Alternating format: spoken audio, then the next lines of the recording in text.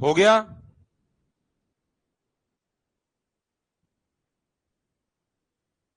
हो गया तो पहले हम लोग इनको समझ लेते हैं। ठीक है, संविधान की हम लोग देखेंगे परिभाषा अभी थोड़ी देर में।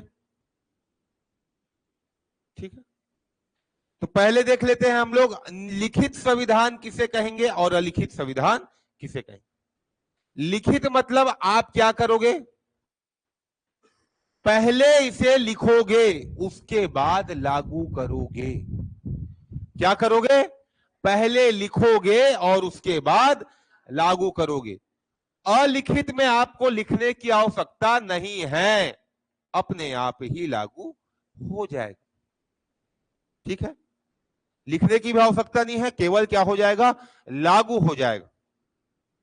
और अलिखित का सबसे बढ़िया उदाहरण है ब्रिटेन। 1215 में राजा के घोषणा पत्र, किसके घोषणा पत्र,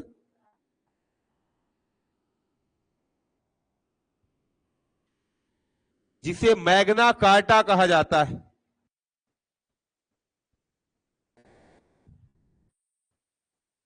इससे यहां के संविधान की क्या हुई, स्थापना हुई। और यहां का संविधान क्या है, अलिखित। जैसे जज कोई भी यदि आदेश देता है तो वही क्या बन जाता है, वहां का संविधान बन जाता है। ठीक है, कहने का अर्थ यह है कि एक सामान्य नियम से इसे बदला जा सकता है और इन्होंने इसे कभी भी लिखने का प्रयास नहीं किया। कभी भी इन लोगों ने क्या नहीं किया, इसे नहीं लिखा। तो ब्रिटेन का संविधान कैसा संविधान है, अलिखित। पहला लिखित संविधान लिखने का प्रयास करता है फ्रांस। कौन करता है, जैसे आप चालू कर दिए लिखना, दूसरा ये आया आपसे पहले लिख के खत्म कर दिया। ठीक है, तो इसका कॉम्पिटिटर बनता है अमेरिका और पहला लिखित संविधान कहलाता है अमेरिका का। ठीक है, पहला लिखित मतलब पहले कंप्लीट कौन करेगा, अमेरिका। लिखने का प्रयास कौन करेगा पहले, फ्रांस। ठीक है, यह लिखता है 1786 में अपना संविधान फिलाडेल्फिया में।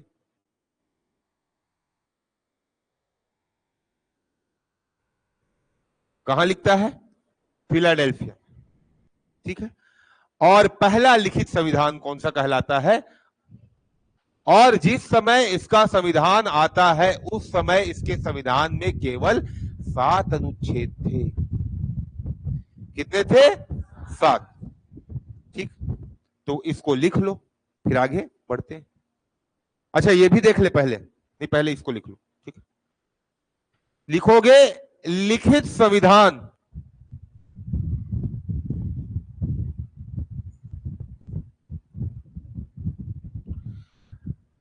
ऐसे संविधान जो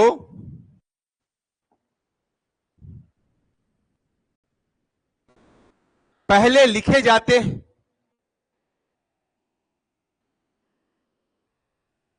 उसके बाद प्रचलित होते हैं। ठीक है, पहले क्या होंगे, लिखे जाते हैं, उसके बाद फिर क्या होते हैं, प्रचलित या प्रभावी होते हैं। ठीक है, ऐसे संविधानों को संकलित या कंसोलिडेटेड, इंग्लिश वाले लोग लिख सकते हैं, ऐसे संविधानों को संकलित, ठीक है, प्रभावी या लागू करने वाले संविधान कहे जाते हैं। प्रभावी या लागू किए जाने वाले संविधान कहते हैं।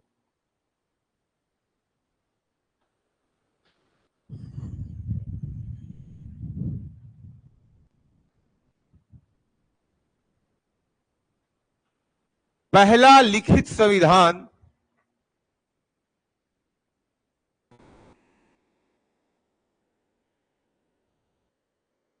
अमेरिका का था। किसका था? अमेरिका का था, जो 1786 में फिलाडेल्फिया में लिखा गया। जो कहां लिखा गया? फिलाडेल्फिया में लिखा गया।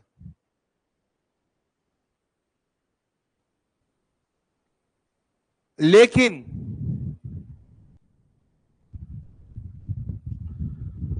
संविधान लिखने का पहला प्रयास, संविधान लिखने का पहला प्रयास किसने किया था? फ्रांस ने किया।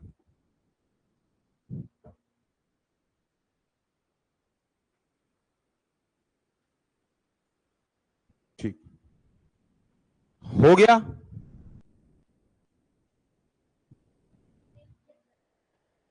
वही का एक राज्य है फिलाडेल्फिया।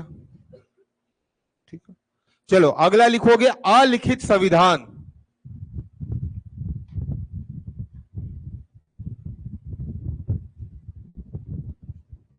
विश्व का पहला संविधान, विश्व का पहला संविधान ब्रिटेन के संविधान को माना जाता है। किसको माना जाता है?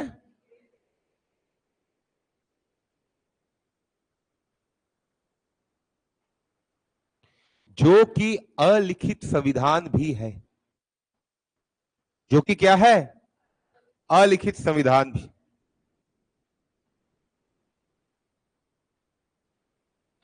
जिसका विकास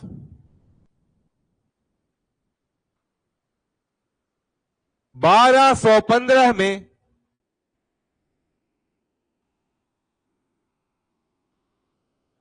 राजा के घोषणा पत्र,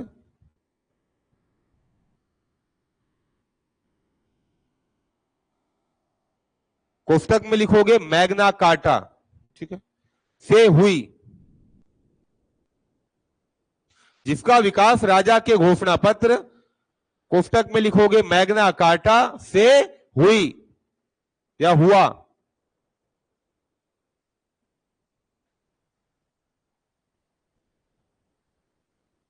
हाँ, मैग्ना कार्टा देख रहे हो?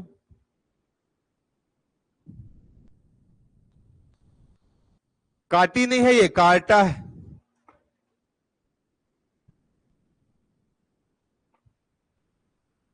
ठीक है, हो गया। आगे बढ़े, ये मिटा दूं।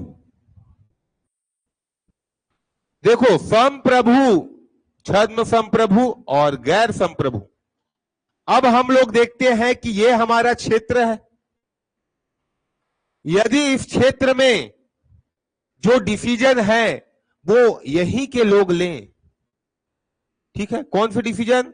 आंतरिक भी और बाह्य भी, तो उसे क्या कहेंगे? संप्रभु। कहने का अर्थ यह है कि संविधान के निर्माण में कौन भागीदार होंगे? जो इस क्षेत्र के निवासी हैं वही भागीदार होंगे, तब उसे क्या कहा जाता है? संप्रभु। और संप्रभु का यदि हम लोग अलग अलग तोड़े तो क्या होता है? स्वयं का प्रभु। ठीक है, तो जो देश अपने संविधान के निर्माण में पूर्णतः किसी के दबाव में कार्य नहीं करते हैं वो क्या कहलाते हैं? संप्रभु। ठीक है, जिस क्षेत्र के लिए लागू होगा उस क्षेत्र की जनसंख्या ही या जनता ही उस संविधान को बनाएगी, तो वो क्या कहलाएगा? संप्रभु। ठीक है, क्षेत्र की जनता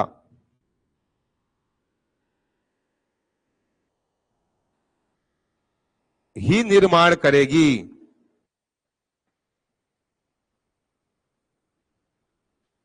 जैसे हम लोग भारत के संविधान को कह सकते हैं क्या?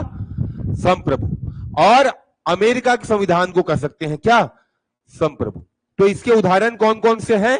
अमेरिका और भारत। छद्म संप्रभु कहने का अर्थ यह है कि यह बताया जाएगा कि यही की जनसंख्या ने कानून का निर्माण किया है। ठीक है, यही की जनसंख्या ने संविधान का निर्माण किया है। लेकिन उन पर किसी न किसी प्रकार का दबाव होगा।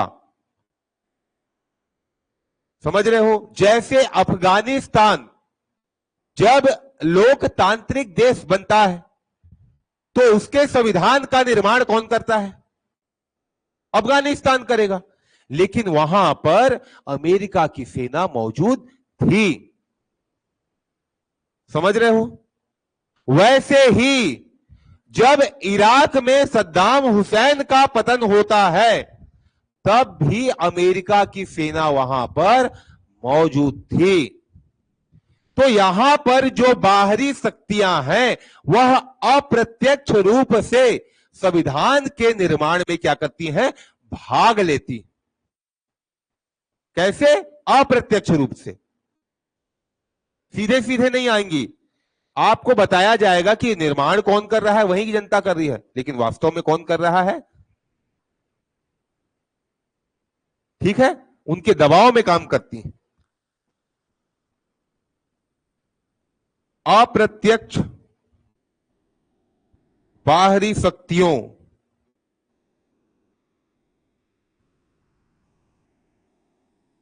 के प्रभाव से निर्मित संविधान क्या कहलाएगा? छद्म संप्रभु। क्या कहलाएगा? छद्म संप्रभु। जैसे हम लोग देख सकते हैं क्या क्या, अफगानिस्तान,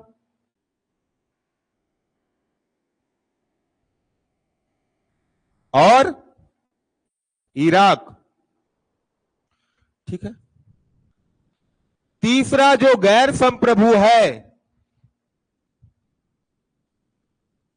इसे हम लोग कह सकते हैं कि आप प्रत्यक्ष रूप से क्या करेंगे?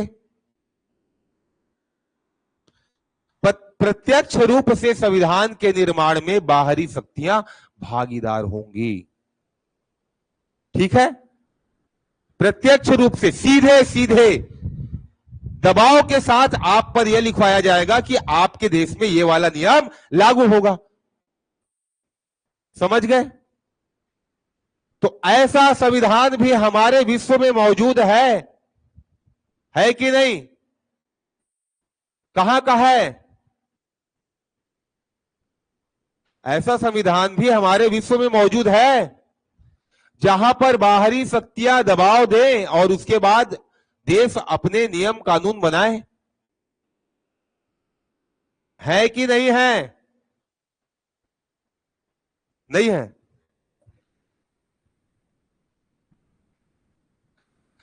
तो देखो, प्रत्यक्ष रूप से बाहरी शक्तियां,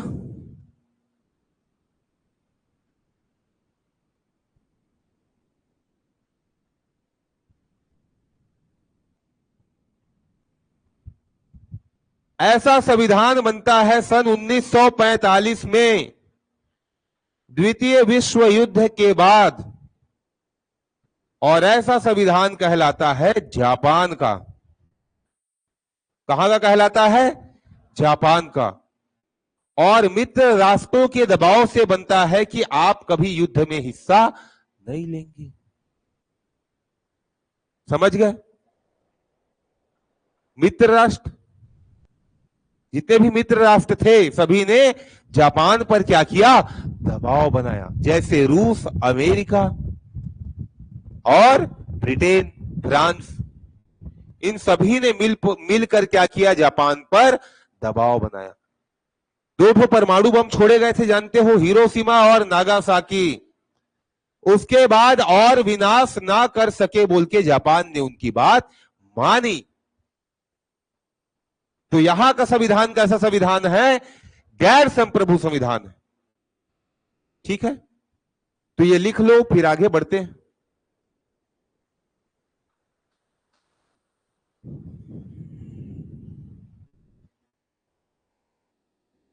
फोटो को नहीं खींचना है, लिखना है।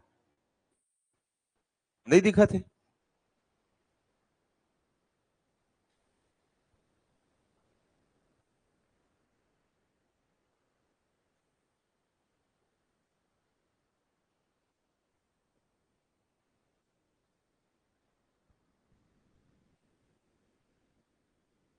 लिखा देना है।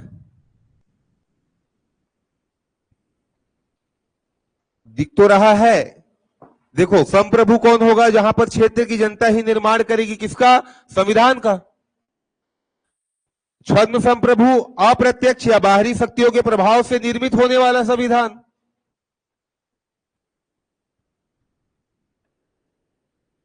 और बड़ा कर दूं,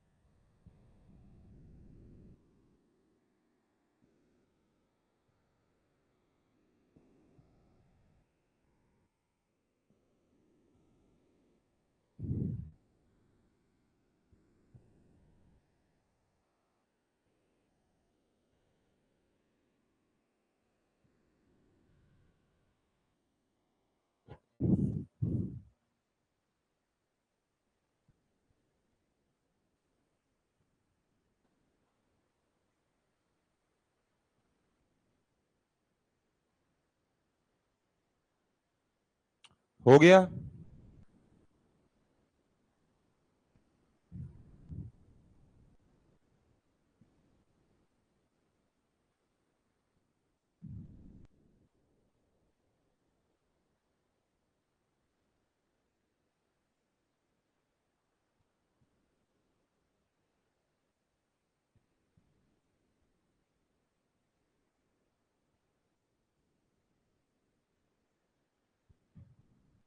हो गया। कोई समस्या हो तो बाजू वालों को बता दो।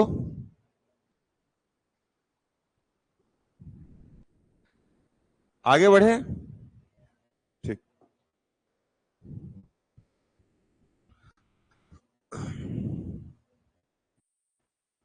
तो देखो, सफलता या प्रदर्शन के आधार पर हम लोग देखें तो सामान्य रूप से देखा जाए, सफल कौन से संविधान होंगे? जहां पर समय के अनुसार क्या हो? परिवर्तन हो, संशोधन हो, और जो संविधान उस देश को चलाने में क्या हो? कारगर हो, सक्षम हो। ऐसे संविधान को क्या बोलेंगे हम लोग? सफल संविधान। जैसे हमारे देश का संविधान अभी भी हम लोग नियम के तहत ही चल रहे हैं, लेकिन यदि देखा जाए कि बांग्लादेश का संविधान है क्या नियम के तहत चल रहा है? क्या पाकिस्तान का संविधान चल रहा है? अचानक सेना का शासन आ जाता है, कभी राष्ट्रपति को हटा दिए, सेना खुद बैठ जाती है जाकर।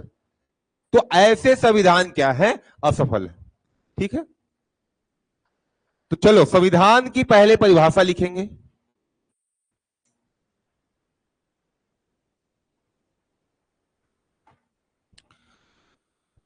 संविधान एक ऐसा विधिक दस्तावेज है। संविधान एक ऐसा क्या है? विधिक दस्तावेज,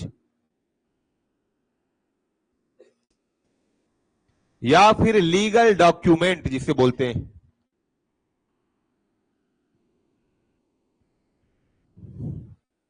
एक ऐसा विधिक दस्तावेज है जो शासन और प्रशासन के नियमों को तय करता है।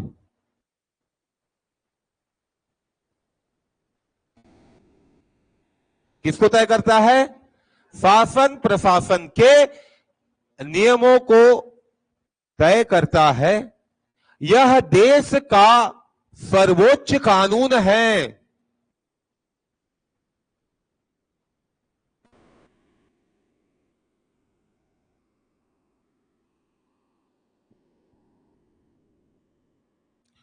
जो अन्य कानूनों का यह देश का सर्वोच्च कानून है जो अन्य कानूनों का आधार होता है। ठीक है, it is a base of other laws.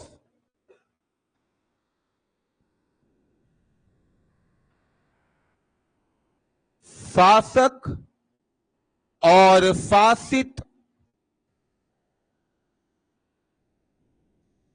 के संबंधों का विवरण होता है।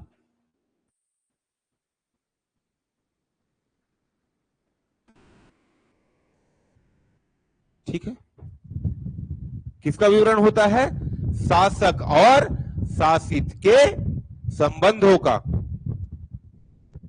ठीक है, शासक मतलब जो प्रशासन संभालेगा और शासित मतलब जो शासित होगा उससे। समझ गए?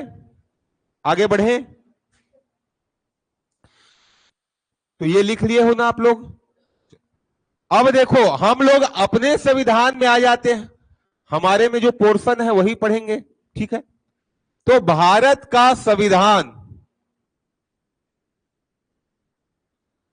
देखो किसी भी देश का जो संविधान बनता है वह क्षणिक प्रक्रिया नहीं होती है, वह धीरे धीरे विकसित प्रक्रिया होती है। कैसी प्रक्रिया होती है? धीरे धीरे विकसित, मतलब धीरे धीरे संविधान का क्या होता है? विकास होता है। तो हमारे देश का जो संविधान बना है उसके लिए दो लोगों ने मेहनत की, दो प्रकार के लोगों ने। एक तो ब्रिटिश ने, किन्होंने मेहनत की? ब्रिटिश ने। और एक भारतीयों ने, किन्होंने मेहनत की? तो ब्रिटिश ने मेहनत की किसके माध्यम से?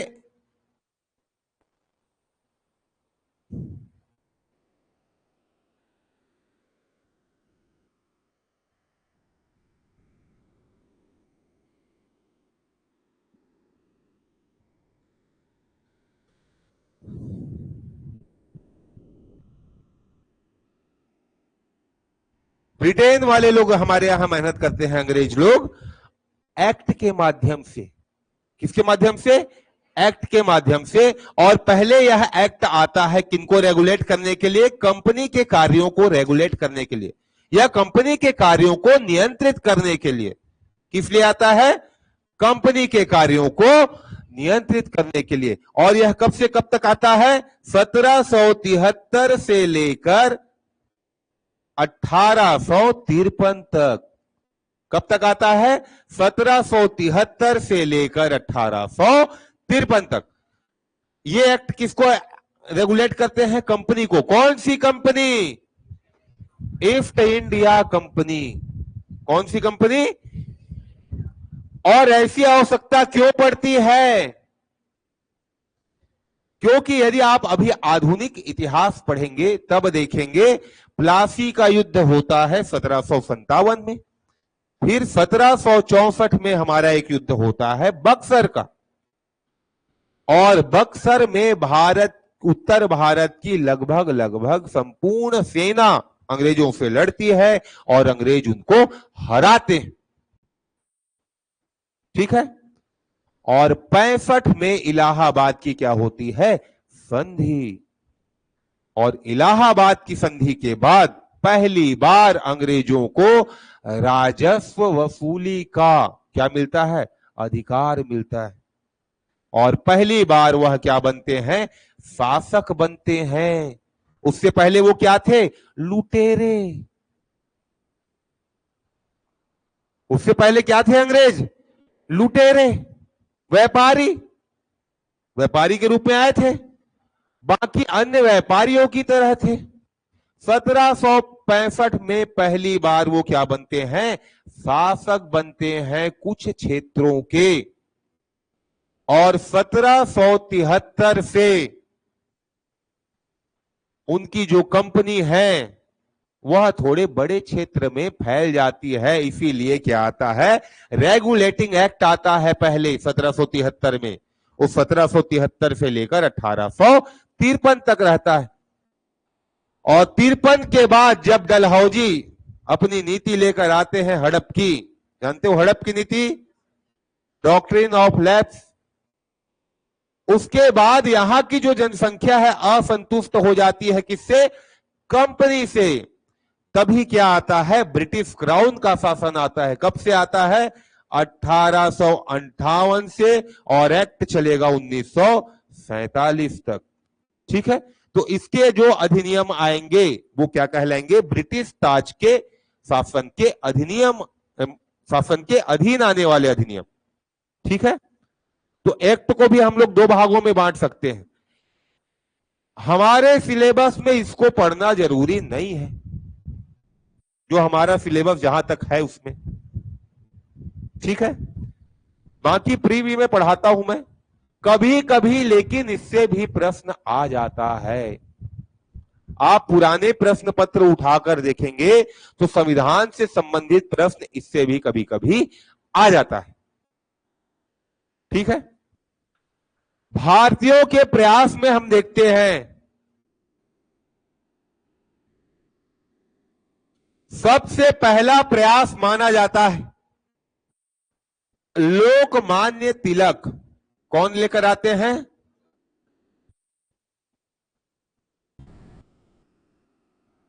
खून गर्म था, गर्मवादी दल के थे। ठीक है, क्या लेकर आते हैं? तिलक प्रस्ताव। क्या लेकर आते हैं? जो स्वराज्य से संबंधित होता है। किससे संबंधित होता है? स्वराज्य। ठीक है,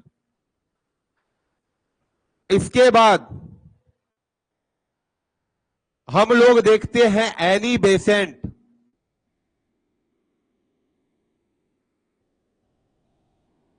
का होम रूल,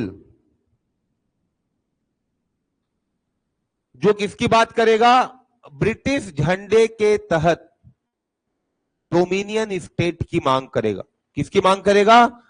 डोमिनियन स्टेट। कहने का अर्थ यह है कि हां, हम रानी के प्रति श्रद्धा रखते हैं, लेकिन शासन कौन चलाएगा? हम चलाएंगे। हमको ब्रिटेन अंग्रेजों से कोई मतलब नहीं रहेगा, केवल हम झंडे का सम्मान करेंगे। ऐसा नियम कब लेकर आते हैं इन लोग? होम रूल में। दो प्रकार के होम रूल आंदोलन चलते हैं, एक एनी बेसेंट का और एक तिलक का। ठीक है, आप लोग इतिहास में पढ़ेंगे, एक होम रूल किसका चलेगा? एनी बेसेंट का, और एक किसका चलेगा? तिलक का। तो मैंने लिखा एनी बेसेंट का होम रूल, क्योंकि एनी बेसेंट का होम रूल जो था वह ज्यादा क्षेत्र में प्रभावित था, और इसमें नए नए नेता जुड़ते हैं। बीपी वाडिया, जवाहरलाल नेहरू, ये सब किससे जुड़ते हैं? एनी बेसेंट के होम रूल। ठीक है, ये चलेगा आपका 1914 से लेकर 1900। ठीक है, इसके बाद महात्मा गांधी सन 1922 में कहते हैं, क्या कहेंगे 1922 में? कि हमारा जो संविधान या फिर हमारा जो स्वराज्य होगा वो भारतीयों के प्रयास पर ही आधारित होगा, या भारतीयों की इच्छा पर आधारित होगा। भले ही उसकी घोषणा कहां से की जाएगी? ब्रिटेन के द्वारा की जाएगी, लेकिन इच्छा क्या होगी? भारतीयों की हो। ठीक है, स्वराज्य भारतीयों की इच्छा का परिणाम होगा।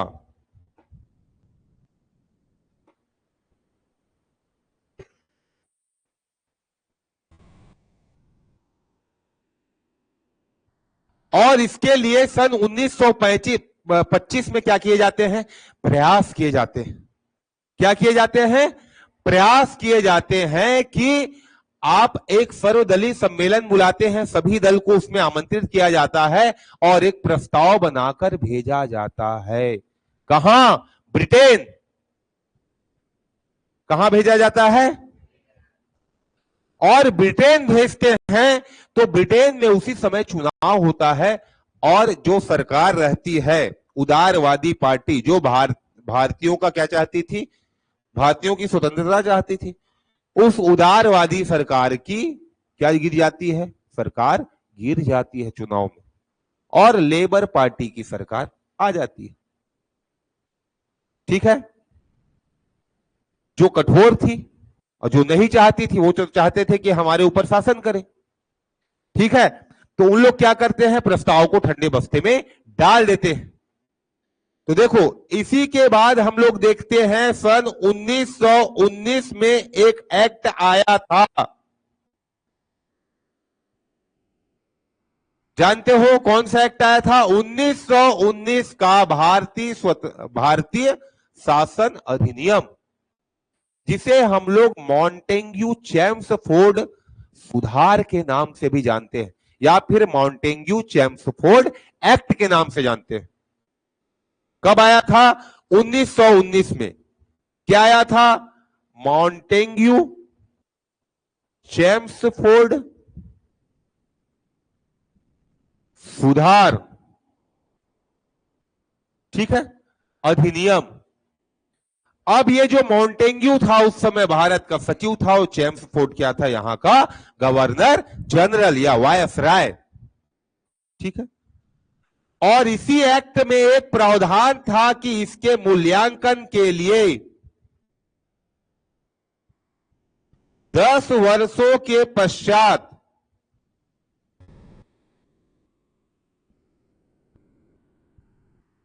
क्या आएगी? एक टीम आएगी। देखो, 1919 में पहली बार भारतीयों को प्रांत में शासन करने का अधिकार मिलता है। क्या मिलता है? प्रांतों में शासन। जैसे आप अपने राज्य में अभी देखते हैं ना, मुख्यमंत्री लोग क्या करते हैं, अपना शासन चलाते हैं। वैसे ही पहली बार भारतीयों को क्या मिलता है? शासन करने का अधिकार मिलता है। कहां? अपने क्षेत्र में, स्थानीय स्तर पर। और उसके मूल्यांकन के लिए 10 वर्षों के पश्चात क्या आना था? आयोग का गठन होना था, और आयोग इसकी क्या करता? समीक्षा करता। लेकिन सन 1927 में ही आयोग का गठन कर दिए। 10 साल तो हुआ ही नहीं, 2 साल पहले ही गठन कर दिए। और उस आयोग में सभी सदस्य क्या हो गए? अंग्रेज। एक भी भारतीय सदस्य को नहीं बुलाए। तो भारतीय लोग बोले, भाई हमारे यहां के भी 1-2 प्रतिनिधि को तो कम से कम रखना था। तो ये क्या कहलाता है? साइमन कमीशन के नाम से जाना जाता है, या साइमन आयोग के नाम से जाना जाता है। ये आता है सन 1928 में। ठीक है, कब आता है? सन 1928 में। और 1928 में जैसे ही आता है, इसका क्या होता है? विरोध होता है। और विरोध होने के बाद 1928 में पहली बार हमारे देश से संबंधित कुछ नियम और कानून बनाने का प्रयास कौन करते हैं? कांग्रेस। कौन करते हैं? कांग्रेस। किसके माध्यम से? नेहरू रिपोर्ट के माध्यम से। तो भारतीयों का पहला प्रयास, कुछ संवैधानिक जो प्रयास बोला जाए तो वह क्या है? नेहरू रिपोर्ट, जिसके अध्यक्ष कौन थे? मोतीलाल नेहरू। कौन थे? जवाहरलाल नहीं था ना, मोतीलाल नेहरू, याद रखना। ठीक है, नेहरू रिपोर्ट के बाद, इसी नेहरू रिपोर्ट में पहली बार मूल अधिकार की मांग की जाती है। किसकी मांग की जाती है? और सन 1934 में पहली बार M.N. राय, जो भारतीय कम्युनिस्ट पार्टी के क्या हैं? जनक हैं।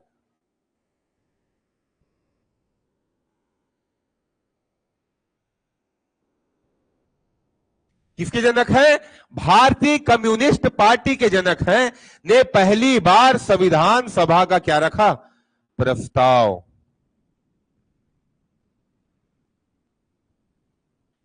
किसका प्रस्ताव रखा? संविधान सभा का।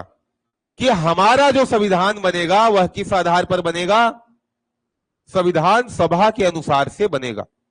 ठीक है, उसके कुछ सदस्य होंगे सभा में और उन लोग क्या बनाएंगे, नियम बनाएंगे। ठीक है, सन 1936 में कांग्रेस इस संविधान सभा के प्रस्ताव को क्या करती है, स्वीकार करती है।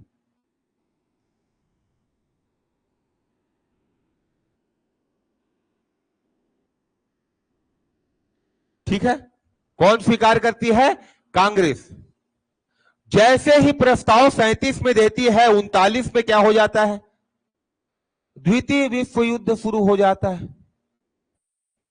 क्या हो जाता है, और द्वितीय विश्व युद्ध के बाद कांग्रेस जो 8 राज्यों में बनी रहती है वो क्या कर देती है, अपना इस्तीफा दे देती है।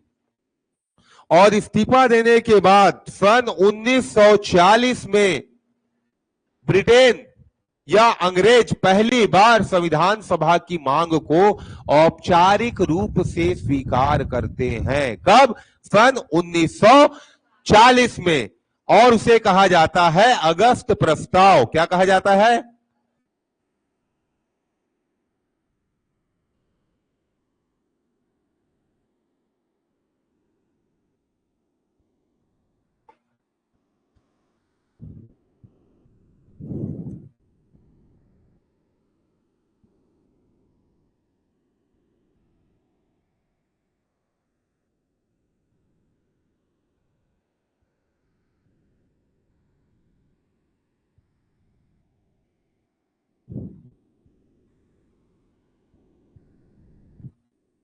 ठीक है, तो पहली बार कब स्वीकार करते हैं, 1940 में।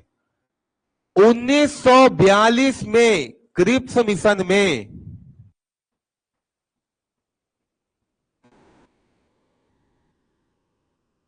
पहली बार अंग्रेज अनौपचारिक रूप से क्या स्वीकारते हैं, संविधान सभा की मांग को। ठीक है,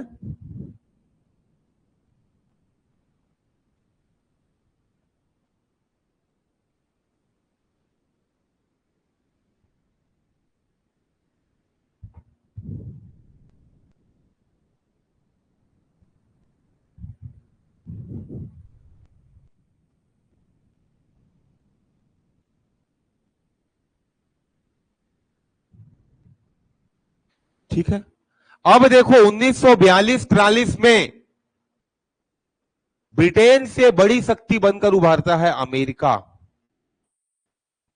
कौन उभरता है, और 1945 तक मित्र राष्ट्रों का दबाव हो जाता है कि आप यदि अपने यहां आक्रमण नहीं झेल सकते तो दूसरों को कैसे उपनिवेश बनाकर रख सकते हो, दूसरों को कैसे गुलाम बनाकर रख सकते हो। और उसके बाद धीरे धीरे वह क्या करते हैं, भारत जैसे बड़े देशों को स्वतंत्र करने का प्रयास करते हैं। ठीक है, तो देखो क्रिप्स मिशन ने पहली बार अनौपचारिक रूप से स्वीकार किए और केवल एक संविधान सभा का प्रस्ताव दिया गया था। तो हम यह जानते हैं कि 1940 से ही पाकिस्तान की जो मांग है वह बढ़ गई। पहली बार 1940 से आता है। 1942 में जिन्ना कहते हैं कि एक संविधान सभा नहीं, 2 संविधान सभा होनी चाहिए। कितनी होनी चाहिए, ठीक है। और इस बात पर क्या हो जाती है, असहमति हो जाती है, इसलिए क्रिप्स मिशन क्या हो जाता है, फेल हो जाता है। कांग्रेस भी क्रिप्स मिशन का विरोध करती है। क्यों करती है, क्योंकि क्रिप्स मिशन में यह उल्लेखित रहता है कि जैसे ही द्वितीय विश्व युद्ध समाप्त होगा भारत को डोमिनियन राज्य का दर्जा दिया जाएगा। किसका दर्जा, और डोमिनियन राज्य मतलब क्या होता है, झंडा किसका रहेगा, ब्रिटेन का, और शासन किसका रहेगा, भारत का।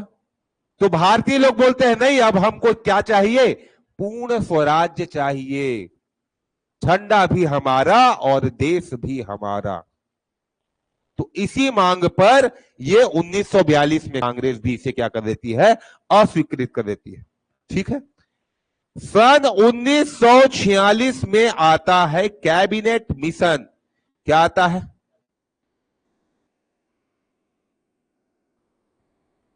जिसमें पूरे भारतवर्ष के लिए फिर से एक ही संविधान सभा का प्रावधान किया जाता है। किसका प्रावधान किया जाता है? केवल एक संविधान सभा। और उस एक संविधान सभा के लिए इस बार जिन्ना सहमत हो जाते हैं। इस बार मोहम्मद अली जिन्ना भी सहमत हो जाते हैं और कांग्रेस भी सहमत हो जाती है। कांग्रेस इसलिए सहमत होती है क्योंकि इसमें विभाजन की बात नहीं की गई होती है, और जिन्ना इसलिए सहमत होते हैं क्योंकि यहां मुस्लिम और सिख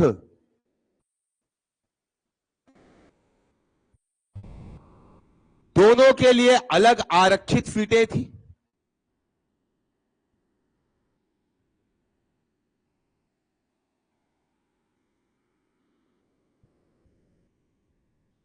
बाकी सीटों को क्या किया गया था? सामान्य किया गया था। क्या किया गया था? सामान्य। तो देखो अंतर क्या होता है। पहले वाले में क्या था? क्रिप्स मिशन में जो जनरल सीट थी उन्हें आरक्षित किया गया था। कहने का अर्थ यह था कि वहां आप कैंडिडेट को खड़े कर सकते थे और वोट देने का अधिकार किसको था? सबको था। किसमें? क्रिप्स मिशन में। लेकिन 1946 में क्या किया गया? जो सीटें मुस्लिम के लिए आरक्षित होगी वहां वोट कौन डालेगा? केवल मुस्लिम डालेंगे। हिंदू नहीं डाल सकते, ना ही अन्य धर्म के कोई लोग डाल सकते। जो सीटें सिख के लिए आरक्षित होंगी वहां केवल सिख ही वोट डाल सकेंगे और सिख के ही कैंडिडेट वहां पर से खड़े हो सकेंगे चुनाव में। और जो सीटें सामान्य रहेंगी वहां सभी लोग खड़े हो सकेंगे, चाहे मुस्लिम हो, चाहे सिख हो, चाहे हिंदू। ठीक है, या अन्य धर्म के लोग। तो मोहम्मद जिन्ना को लगा कि भाई हम तो पाकिस्तान ही मांग रहे थे, ये तो बड़ा पाकिस्तान मुझे दिख रहा है। ठीक है, कैसा पाकिस्तान दिख रहा है? बड़ा पाकिस्तान। इतनी सारी सीटें हैं जो मुस्लिम के लिए आरक्षित होंगी तो वहां तो हम जीतेंगे ही, साथ में सामान्य में भी जीतेंगे। तो हमारा आंकड़ा अन्य की अपेक्षा में क्या हो जाएगा? ज्यादा हो जाएगा और हम बहुत बड़े क्षेत्र पर क्या करेंगे? शासन करेंगे। यह किसकी सोच थी? जिन्ना की। तो इसलिए वो कैबिनेट मिशन के लिए मान गए। ठीक है, तो कैबिनेट मिशन में पहली बार संरचना किसकी? संविधान सभा की। चुनाव, पहले संरचना बताई गई थी, फिर चुनाव, और चुनाव के बाद क्या होता है? गठन। क्या क्या चीजें होती है? पहले संरचना, फिर चुनाव, फिर गठन। तो ये तीन चीजें चलेंगी, है ना? तो पहले इसको लिख लो और बाकी फिर कल देखें।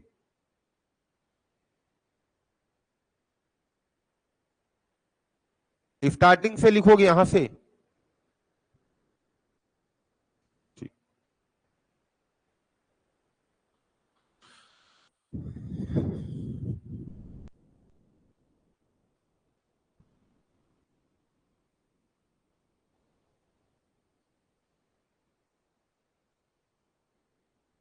कोई एक व्यक्ति आकर ऊपर करना।